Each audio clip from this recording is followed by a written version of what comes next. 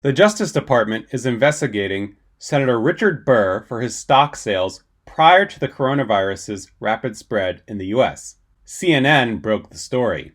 Burr is being investigated under the Stock Act, a bill signed into law by President Obama in 2012 that bans members of Congress from making sales based on non-public information. Since that law was passed, not one person has been prosecuted under it, the Washington Post reports. One person, a congressional staffer, was investigated under the law, but the charges were never filed. As the Washington Post writes, a judge found that the Constitution's speech and debate clause, quote, prevented investigators from seizing records, end quote. Melanie Sloan, a senior advisor to the watchdog group American Oversight, suggests that Burr's prosecution is improbable because he, quote, cannot be questioned about what he learned, end quote, from classified briefings, the Washington Post reports.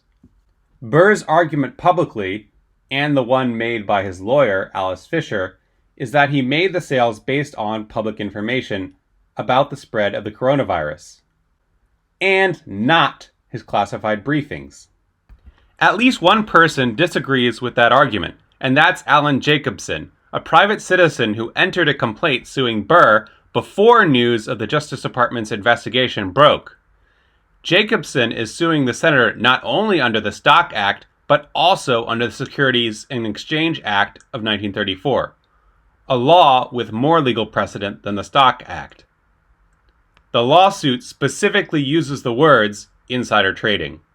Jacobson brings his lawsuit as someone who owns stock in Wyndham Hotels, a property included in Burr's February sales. Subscribe to Colburn Classroom and be on the lookout for new videos.